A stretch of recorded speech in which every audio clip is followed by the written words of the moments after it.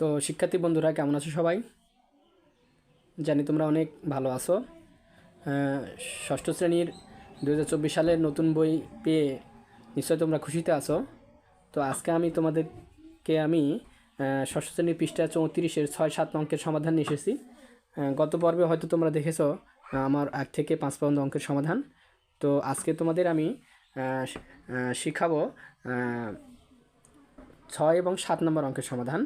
তো দেখো আমার স্ক্রিনে লক্ষ্য করো যে 6 নম্বর অঙ্ক বলছে a সমান 45 প্লাস প্রথম ব্র্যাকেট মাইনাস প্রথম ব্র্যাকেট মাইনাস 11 এবং b সমান 57 প্লাস ব্র্যাকেট মাইনাস 4। এই যে লক্ষ্য করো, এখন আমরা কি করব? অঙ্কটা দেখো, প্রথমে বলছে a সমান 56 হতে হবে। তো দেখো লক্ষ্য করো, a সমান আমরা লিখছি, দেখো a সমান 45 মাইনাস তারপরে মাইনাস 11। আচ্ছা, সমান সমান আমরা কী পাবো দেখো, যেখানে 45 এই মাইনাস আর এই মাইনাসে কী হবে, প্লাস হবে 11। তাহলে এই যে 45 আর 11 যোগ করলে কত পেলাম? 56 পেলাম। তাহলে আমাদের a সমান 56 কথা ঠিক আছে।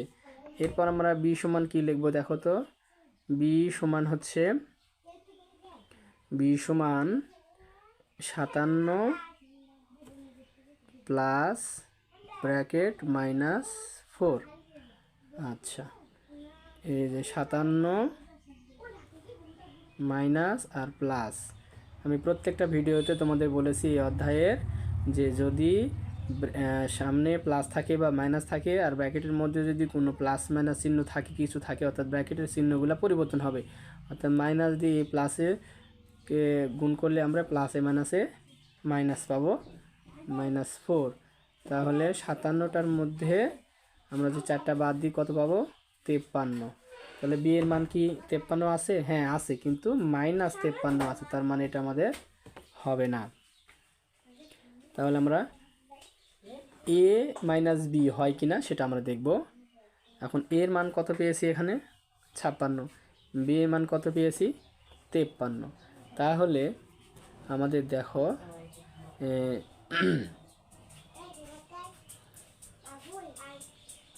এর মধ্যে থেকে আমরা এর মান পেয়েছি কত, যে দেখো এর মান পেয়েছি হচ্ছে 56 আর বি এর মান পেলাম 53।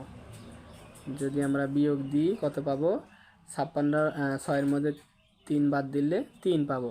তাহলে এ মাইনাস বি সমান আমরা পেলাম কত? পেলাম 3। ঠিক আছে। আচ্ছা, তাহলে আমাদের a মাইনাস বি সমান 3 অঙ্কটা ঠিক আছে। এখন বলছে নিচের কোনটি সঠিক? নিচের কোনটি সঠিক? এক পেয়েছি আমরা হচ্ছে 56, ঠিক আছে। 2 পেয়েছি হচ্ছে মাইনাস 53, না আমরা শুধু 53 পেয়েছি, তার মানে এটা সঠিক হবে না। তাহলে আমাদের সঠিক হবে হচ্ছে 1 ও 3। এই যে 1 ও 3 অঙ্কটা সঠিক। আচ্ছা, এরপর আমরা যাব পরের অঙ্কে। দেখো পরের অঙ্ক কি বলছে, 7 নম্বর অঙ্ক। দেখো 7 নম্বরটা 7 নম্বর অঙ্কের সমাধান দেখো, আমরা একটু অঙ্কটা একটু নিয়ে আসি। দেখো 7 নম্বর অঙ্ক কি বলছে। 7 নম্বর যে নিচের চিহ্নিত অংশে আছে, এরকম একটা আমাদের রেখা আছে অঙ্কে, টান দিলাম, এখানে 0 1 2 3। আচ্ছা, আরেকটু আমরা রেখাটা বড় করে টানি, রেখাটা আরেকটু আমরা একটু বড় করে টানবো। দেখো 1, এই পাশে আছে 0 1 2 3 4 5 6 এভাবে চলে গেছে। এখন বলছে এই রাশিতে অঋণাত্মক পূর্ণ সংখ্যা কোনগুলো? এই পুরো রাশিতে অঋণাত্মক পূর্ণ সংখ্যা কোনগুলো? অঋণাত্মক মানে ধনাত্মক, অর্থাৎ 0 একটা পূর্ণ সংখ্যা, সেটা ধনাত্মক পূর্ণ সংখ্যা। 1 একটা পূর্ণ সংখ্যা, সেটা ধনাত্মক পূর্ণ সংখ্যা, 2ও পূর্ণ সংখ্যা ধনাত্মক, 3 4 এভাবে সবগুলাই ধনাত্মক পূর্ণ সংখ্যা। তার মানে এই রেখাতে অঋণাত্মক পূর্ণ সংখ্যা আছে, তার মানে কথাটা সত্য। এরপরে বলছে কি দেখো, এরপরে বলছে সকল মৌলিক সংখ্যা। এখন মৌলিক সংখ্যা বলতে আমরা কোনগুলো বুঝি? মৌলিক সংখ্যা বলতে আমরা বুঝি 2, অর্থাৎ মৌলিক সংখ্যা 2 থেকে শুরু হবে, 2 3 5 7 এভাবে মৌলিক সংখ্যা চলে গেছে।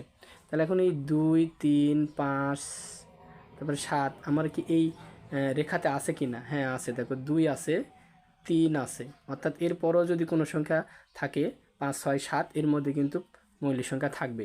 তোমরা সকল মৌলিক সংখ্যা এখানে আছে। আচ্ছা, এরপরে আমরা যাব হচ্ছে সকল জোড় সংখ্যা।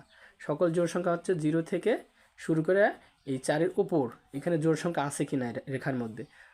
অবশ্যই আছে। 2 জোড় সংখ্যা বলতে আমরা 2 4 6 8 10 বুঝি। তাহলে 2 3 4 এভাবে 2 4 এরপরে 5 6 7 8 9 এবারে 5 এই যে 6 এবারে, তাহলে এই যে 6 এই যে 4 এগুলো সবগুলা আমাদের জোড় সংখ্যা। তাহলে সকল জোড় সংখ্যা এখানে অবস্থান করে। তাহলে এই অঙ্ক অনুযায়ী নিচের কোনটি সঠিক? সেক্ষেত্রে আমরা কোন সঠিক পাবো? এই ঘ নম্বরটা আমরা 1 2 3 তিনটার আমাদের সঠিক। তো শিক্ষার্থী বন্ধুরা, আজকে তোমাদেরকে আমার এই চ্যানেলের সাথে থাকার জন্য ধন্যবাদ। এর পরবর্তীতে আমরা প্রতিনিয়তই আমি ক্লাস 6-এর অঙ্কগুলো তোমাদেরকে শেখানোর চেষ্টা করি। এরপরও তোমরা পরবর্তী অঙ্কগুলো আমাদের সাথে থাকলে, আমার চ্যানেলের সাথে থাকলে তোমরা পেয়ে যাবে। তো তোমাদেরকে আমি বিশেষভাবে বলবো, অবশ্যই তোমরা আমার এই চ্যানেলটাকে সাবস্ক্রাইব দিবা, তাও নিত্য নতুন দিন তোমরা আমার অঙ্কগুলো সমাধান পাবে। তো আজকে এই পর্যন্তই, সকলকে ধন্যবাদ।